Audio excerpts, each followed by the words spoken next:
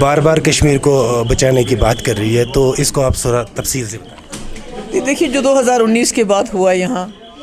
جس طرح سے غیر آئینی طریقے سے، غیر قانونی طریقے سے جو ہمارا ایک اسپیشل سٹیٹس ہوتا تھا، ہمارے اسٹیٹ سبجیکٹ قانون الگ ہوتے تھے، ہماری زمین کون خرید سکتا ہے کون نہیں خرید سکتا ہے اس کے الگ قانون تھے، ہماری نوکریاں جو باہر کے لوگ نہیں لے سکتے تھے، تو وہ سب اس کے اوپر حملہ کیا گیا اس وقت سے لے کے آج تک۔ اور آج ایسا ہے کہ کسی کو بھی آپ پکڑ کے جیل میں ڈال سکتے ہو، یو اے پی اے لگا سکتے ہو، پی ایس سے لگا سکتے ہو، بات کرنے سے لوگوں کو ڈر لگتا ہے، ایک گھٹن کا ماحول ہے۔ جموں کشمیر کو ایک کھلی جیل میں تبدیل کیا گیا ہے، یہاں تک کہ جو جرنلسٹ ہیں وہ بھی کھل کے بات نہیں کر سکتے ہیں، کئی جرنلسٹ پکڑے گئے، ان کو جیل میں ڈالا گیا، ضمانت کے باوجود ان کو نہیں چھوڑا جاتا ہے۔ تو مجھے لگتا ہے اگر آج ہم بات نہیں کریں گے ان مظالم کے خلاف، اس حملے کے خلاف جو ہماری شناخت پہ ہو رہا ہے، ہمارے وسائل پہ ہو رہا ہے، ہمارے پاس بجلی اتنا بھنڈار ہے ہمارے پاس، مگر ہمیں اندھیرے میں بجلی فیس دینی پڑتی ہے، 10 گنا پر بجلی نہیں ہے، ہمارے نوجوانوں میں بے روزگاری سب سے زیادہ ہے، ڈرگ کے شکار ہو چکے ہیں، ہماری اتنی ساری مشکلات ہیں، مگر بات کرنے سے لوگ ڈرتے ہیں۔ تو ایسے میں سمجھتی ہوں کہ ملک کے آئین، ملک کے جو وہاں جو پارلیمنٹ ہے وہاں پر بات کرنا بہت ضروری ہے۔ تو ایسے میں سمجھتی ہوں پچھلے 5 سال سے میں نے کوشش کی ہے یہاں بات کرنے کی، اور اس میں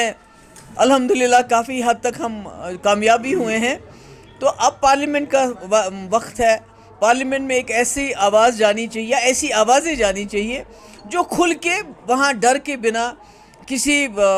خوف کے بنا بات کر سکے۔ تو یہی بات میں کرنا تو آپ کو نہیں لگتا، آپ گوپکار الائنس کے ممبر بھی رہی ہے، آپ کو نہیں لگتا ابھی یکجہتی کی ضرورت ہے؟ بالکل یکجہتی کی ضرورت ہے، اسی لیے میں نے بامبے میں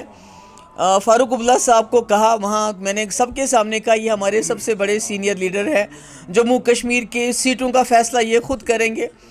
تو مگر جب انہوں نے فیصلہ کیا ہمیں پوچھا تک نہیں، اور باضابطہ انہوں نے اعلان کیا میڈیا کے ذریعے، اور یہ بھی کہا عمر صاحب نے کہ پی ڈی پی تو ختم ہو چکی ہے، اس کا تو نام و نشان نہیں ہے کہیں۔ تو اس سے ہمارے جو ورکر ہیں، ہمارے جو ہمدرد ہیں، ان کو بہت تکلیف ہوئی، کیونکہ آپ سمجھتے ہیں کہ پی ڈی پی تو بہت کم عمر جماعت ہے، مگر کم عمری میں جو کام پی ڈی پی نے کیا، پوٹا کا ہٹا کے، ٹاسک فورس کے ہٹا کے، یہاں کے لوگوں کو ایک آرام دیا، راستے کھولے،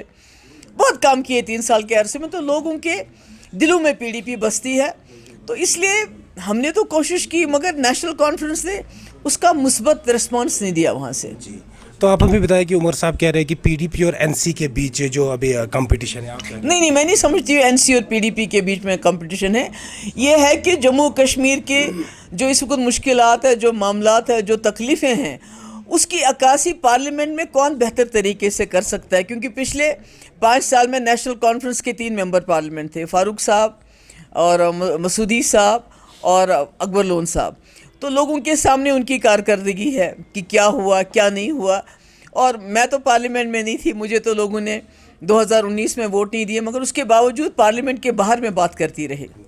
تو ہر مدعے پہ بات کی، چاہے وہ جو ہمارے ٹرائبلز ہیں، گجر ہے، پہاڑی ہے، جب ان کو زمینوں سے نکالا گیا میں نے اس پہ بات کی،